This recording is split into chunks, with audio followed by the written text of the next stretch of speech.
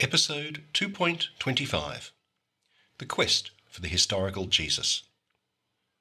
In the last episode, I related how modern scholars have assembled what they believe to be a reliable Greek text of the New Testament.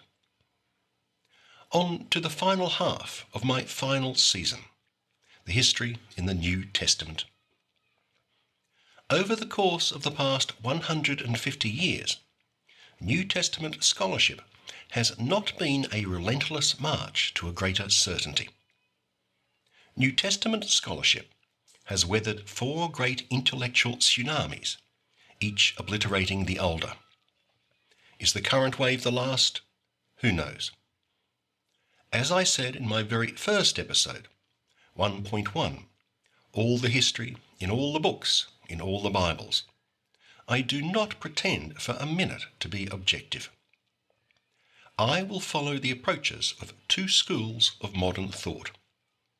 The first is called the Third Quest for the Historical Jesus. The second is the New Perspectives approach on Paul.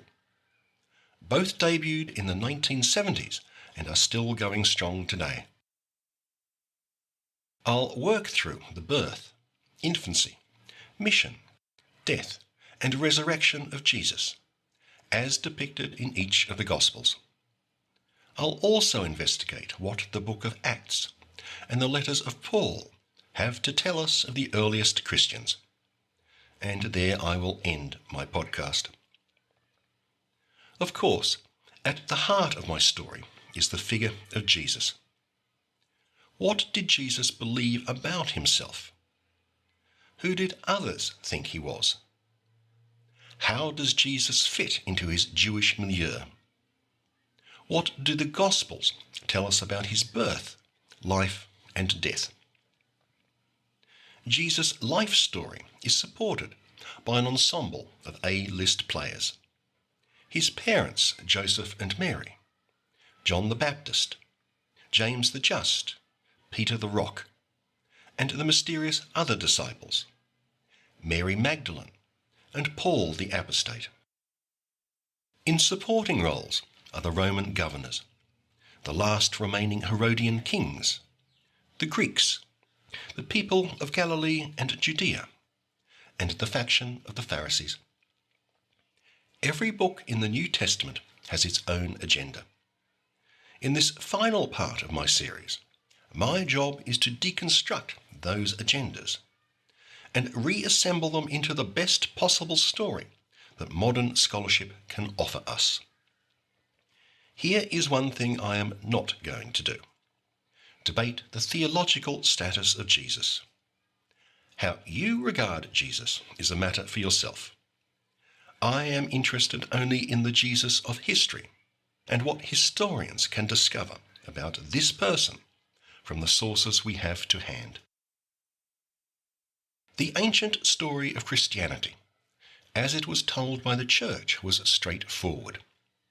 The earliest Christians created a wholly new religion based on the deeds and sayings of Jesus, an historically unique figure.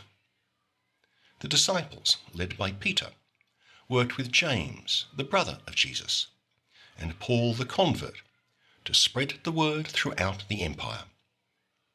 The letters written by Paul, Peter, John, and other apostolic figures all demonstrated their commitment to Jesus and to the common goal. Their unified message was soon corrupted by heretics, against whom the Church waged perpetual war. The Christian communities were derided by the Jews and persecuted by the Roman state. No one had any doubt that the authors of the Gospels and the letters were those hallowed by tradition, and that these books were written soon after the death of Jesus. The Gospels presented a harmonious and reliable biography of Jesus. The book of Acts did the same for Peter and Paul. That story was first challenged by the German polymath Hermann Samuel Reimarus. Today he is called the founder of the first quest for the historical Jesus. Reimarus was the first to distinguish between the Christ portrayed by the Church and the historical Jesus. Reimarus was an Enlightenment contemporary of Voltaire. He lived in an age of religious scepticism and at the heyday of deism. Deism held that while we could use reason to deduce the existence of God, the organised religions of the world had nothing to say about him. God was the great clockmaker who maintained the mechanism of the world, but who never tried to repurpose the great chronometer. Benjamin Franklin, a younger contemporary of Reimarus, was one of America's most noted deists. Reimarus was part of a scholarly family. I mentioned his father-in-law, Johann Fabricius, in episode 2.8, Lost Books of the New Testaments. Fabricius was the first to assemble a collection of the vast parabiblical literature, those books that almost made it into the Bible. Reimarus' investigations into the historical Jesus were published anonymously, 10 years after his death, at the height of the American War of Independence. Like all deists, he rejected miracles. He held that the contradictions between the different gospel accounts rendered them untrustworthy witnesses. To Reimarus, Jesus was a Jewish reformer who became increasingly fanatical. He was a failed revolutionary. His duped disciples invented stories of a resurrection and an imminent return, stories they knew to be fabricated.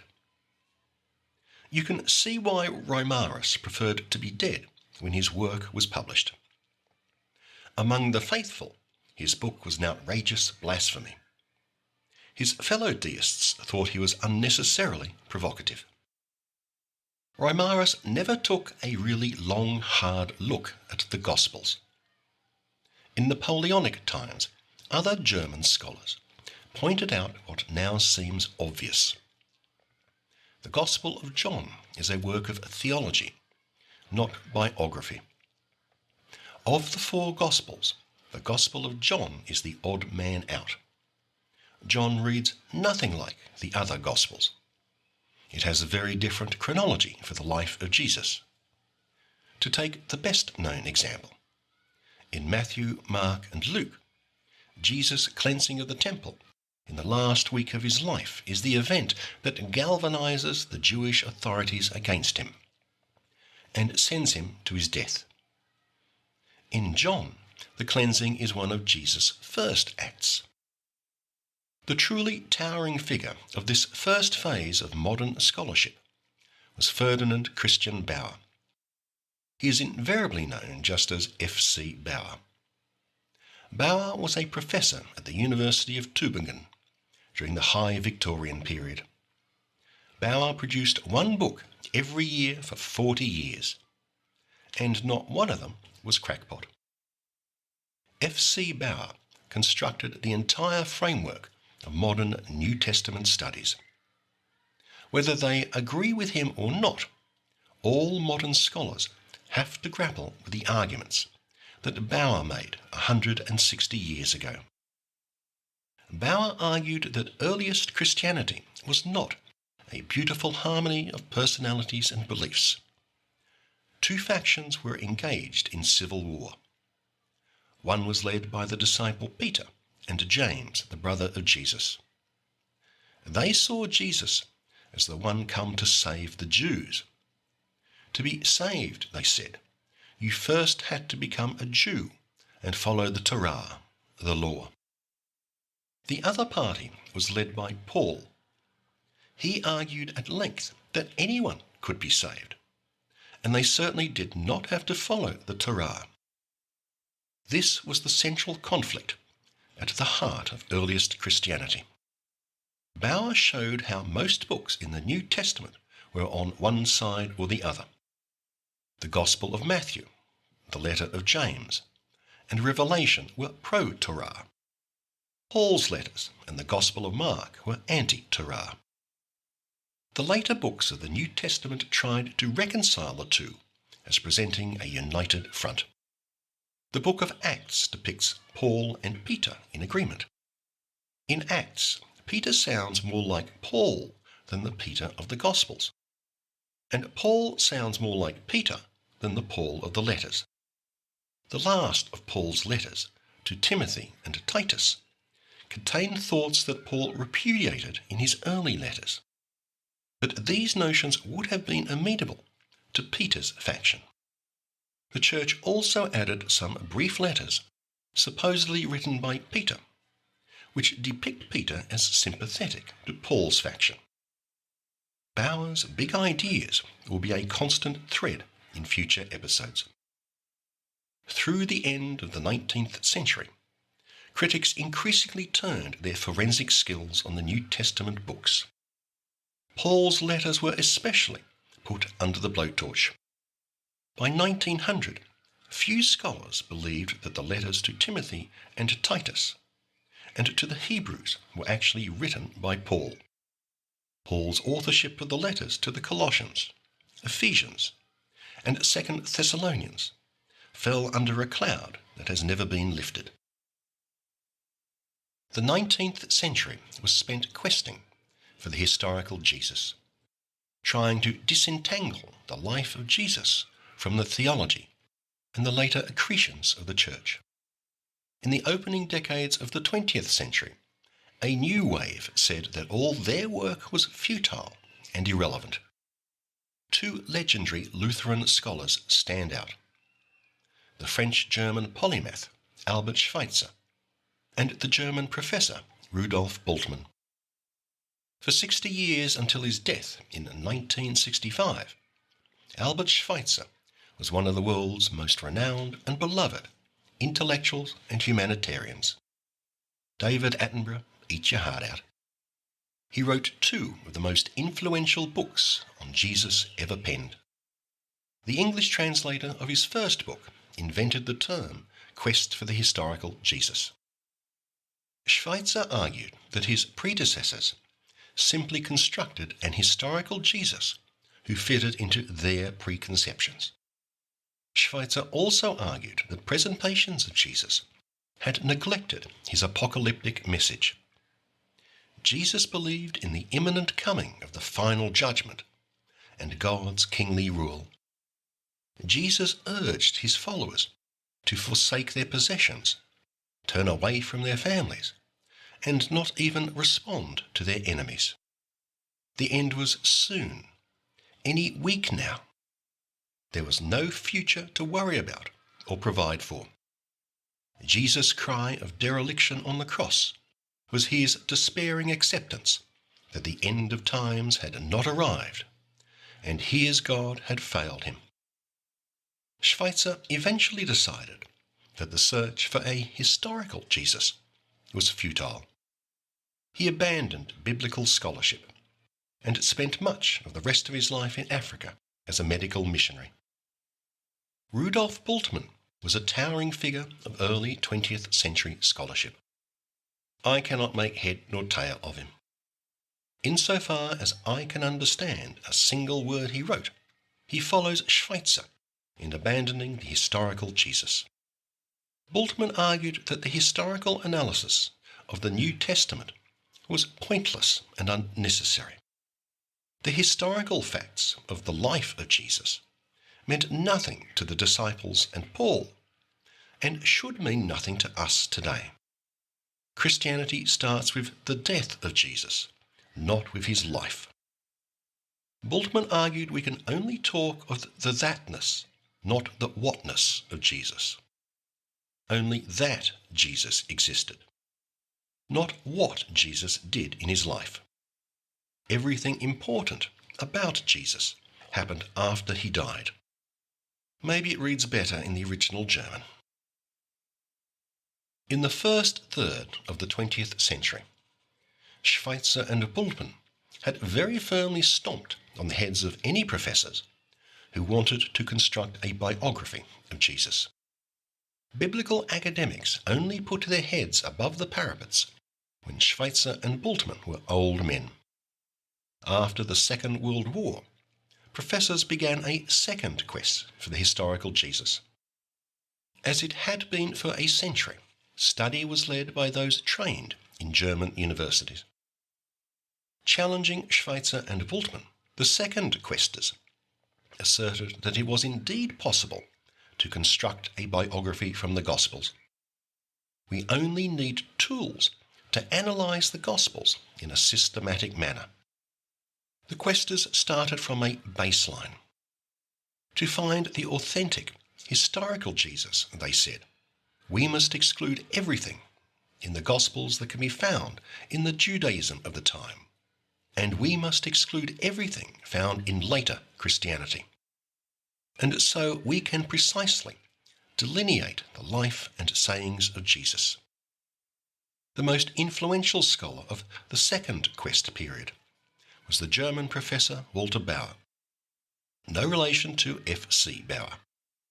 He reinterpreted the entire history of the Church as it had been presented by Christians from earliest times. The Church Fathers follow a single, unremitting line. Orthodoxy was right belief, the true message of Jesus. Heresy was deviation from right belief. Right belief preceded heresy. The true message of Jesus was corrupted by villains who wished to pervert the purity of the original message. The Church Fathers fought relentlessly to preserve the original, pristine orthodoxy against later wicked heresy. Check out the 2nd century Father Irenaeus, the great hammer of the heretics, whom I discussed in episode 2.22, Battle for the New Testament 2, against Marcion.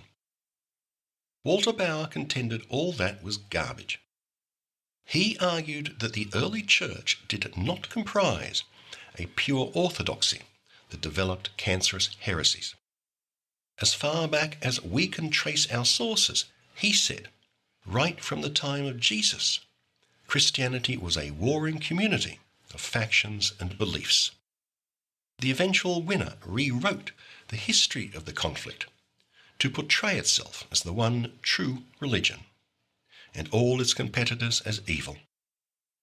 Towards the end of his life, Bauer's ideas were spectacularly vindicated in the 1940s by the discovery of the Nag Hammadi manuscripts. I covered those finds in episode 2.18, Modern Debates, Scandal of the Dead Sea Scrolls. The Nag Hammadi documents show that Christians drew sustenance from a lush forest of diverse works and beliefs, all of which were later suppressed. Walter Bauer showed that concepts of orthodoxy and heresy were meaningless. Heresy was just a label that the winners attached to the losers. The second questers constructed tools to analyse passages in the Gospels. One is the criterion of difference. A passage in the Gospels or letters is likely to be authentic if it shows Jesus as rejecting contemporary Jewish doctrine. The second questers compared Jesus' sayings and practices against the rabbinic literature, especially the Mishnah, the Jewish law digest of the High Roman Empire. Any saying or practice that differs from the Mishnah is likely authentic. The criterion of difference also holds as authentic a gospel passage that grates against later Christian writers, or goes against the natural inclinations of the gospel author. A good example is the sign nailed to Jesus' cross, reading King of the Jews. All the Gospels mention that sign, but no later Christian does. None of the Church Fathers call Jesus King of the Jews. The second questers held that this was very good grounds to assert that the Gospel writers had recorded a real historical fact about the death of Jesus, a fact that later embarrassed the Church. Another example is Jesus' sayings on divorce. Here is the Gospel of Mark. Quote, Mark 10:2. some Pharisees came, and to test him they asked, "Is it lawful for a man to divorce his wife?" He answered them, "What did Moses command you?" They said, "Moses allowed a man to write a certificate of dismissal and to divorce her." But Jesus said to them, "But from the beginning of creation, God made them male and female. For this reason a man shall leave his father and mother and be joined to his wife, and the two shall become one flesh. So they are no longer two, but one flesh. Therefore, what God has joined together, let no one separate." End quote. Judaism had no problem with divorce. The criterion of difference holds that we can safely regard this as an authentic saying of Jesus, since Jesus disagrees with the Jews. But now listen to what Matthew says. Quote, Matthew 5:31. "It was also said, whoever divorces his wife, let him give her a certificate of divorce. But I say to you that anyone who divorces his wife, except on the ground of unchastity, causes her to commit adultery, and whoever marries a divorced woman commits adultery." End quote. Matthew gives people an out. He knows people get divorced. Matthew wants to soften Jesus' hardline stance. He also puts the culpability firmly on men who divorce. The women are blameless victims. Now here is Luke's version. Quote, Luke 16:18. "Anyone who divorces his wife and marries another commits adultery, and whoever marries a woman divorced from her husband commits adultery." End quote. Luke ameliorates Mark in a different way. To Luke, the problem is not divorce, but remarriage. That is the big no-no. Now let's hear Paul, who has his own take. This passage is one of only 3 times that Paul cites the authority of Jesus. Quote, 1 Corinthians 7:10. "To the married I give this command, not I, but the Lord, that the wife should not separate from her husband. But if she does separate, let her remain unmarried, or else be reconciled to her husband, and that the husband should not divorce his wife." End quote. Paul acknowledges that people divorce.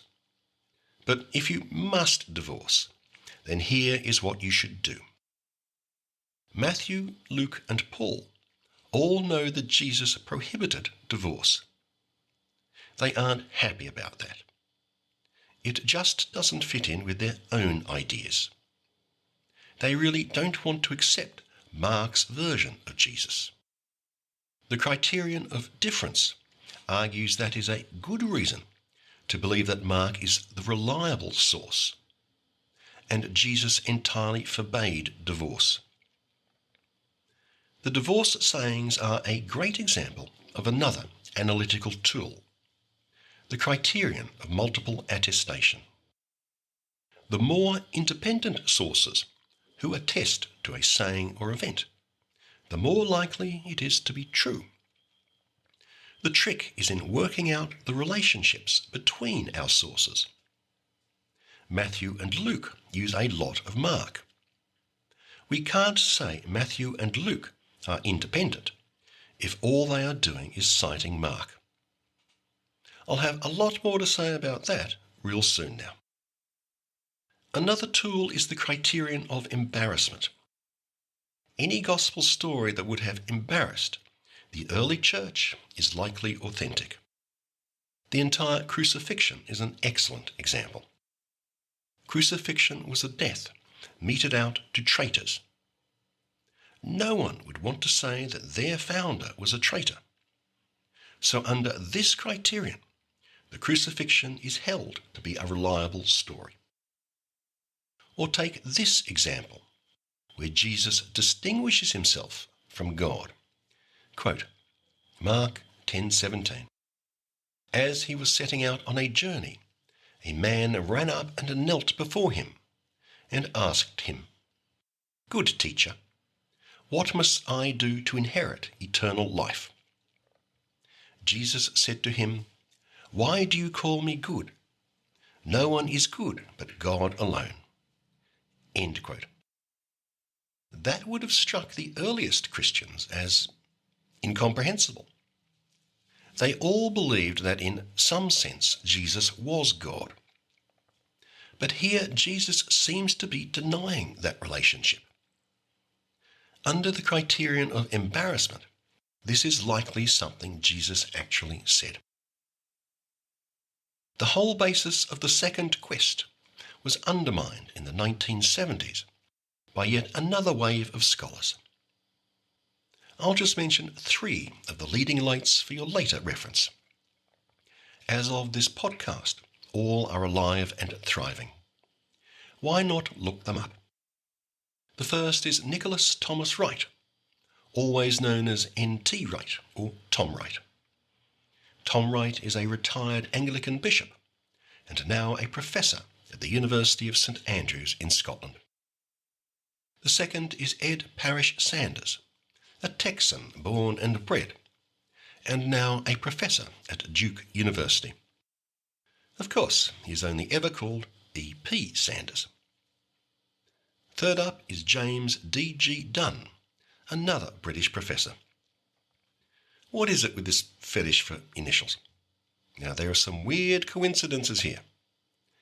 N.T. Wright was Bishop of Durham in England.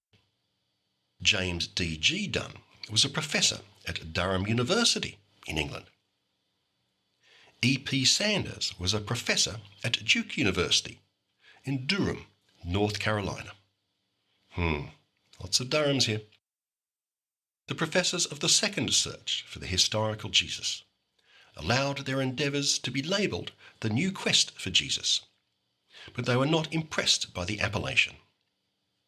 The new wave explicitly say they are undertaking the third quest for the historical Jesus. The scholars of the second quest were European Protestant theologians. In the third quest, the historical Jesus is the subject of study by a gaggle of international scholars from many disciplines and faiths. This is a worldwide intellectual endeavour, not just a European one. The third quest is also the first to mine books outside the canon, such as the Gospel of Thomas and the works found in the Dead Sea Scrolls. Previous generations had pooh-poohed any source outside the New Testament. The third quest scholars embrace every papyrus find. If you feel inclined, why not listen to my episode 2.17, Recovering the Bible, A Century of Revelations, for more on that topic. The third quest rejects the central dogma of the second quest. The second quest held that the truth about the historical Jesus was to be had by ignoring everything in the Gospels that tied Jesus to Judaism and to later beliefs such as Gnosticism. Scholars of the third quest hold that is precisely the wrong assumption to make. To the contrary, Jesus can only be understood by placing him into his Jewish context. Before the third quest, the Jewishness of Jesus was a real matter of dispute. Throughout the entire history of the Christian Church, Jesus' Jewish identity has been downplayed, if not denied. Today, no one sees Jesus' Jewishness as contentious. Jesus was a Jew, and any evaluation of his words, deeds, and fate must keep that in mind. Third quest scholars hold he was brought up in Jewish culture and accepted Jewish ways.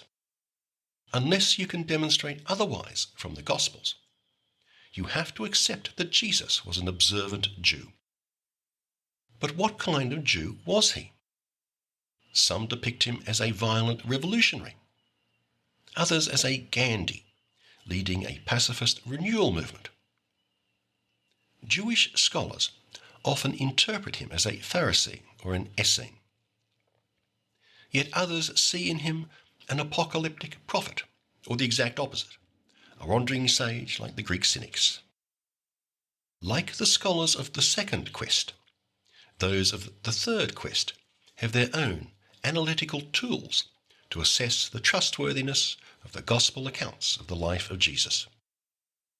I earlier mentioned the criteria of difference, embarrassment, and multiple attestation. The third quest scholars reject the criterion of difference, the idea that a gospel passage is likely to be authentic if it shows Jesus as rejecting contemporary Jewish practices. The third questers want to show how connected Jesus is to Judaism, not how different. The second questers had relied on the Mishnah as a historical compendium of Jewish practice. Modern Jewish scholars have shown that the rabbinic texts are inconsistent, where one document may say that Rabbi A, who lived in time X, first opined about such and such. Another document attributes the same opinion to Rabbi B, who lived generations later. We cannot really pin down the beliefs and practices of the Jews of Jesus' time. If we don't know what mainstream Jews of the time thought, how can we judge how Jesus differed from them? Out the window with the criterion of difference. The analytical tool that the second quest scholars took as fundamental was shown to be worthless. Most third quest scholars are also sceptical of the criterion of embarrassment. It just seems too vague. Quite a number of other tools have been considered in the past years since the third quest gathered momentum. Some have proposed a criterion of historical plausibility. The key, these scholars say, is this: whatever is attributed to Jesus must locate him as a first-century Judean. Now comes the important part. It must also explain later developments in the primitive Jesus clubs. Here's an example.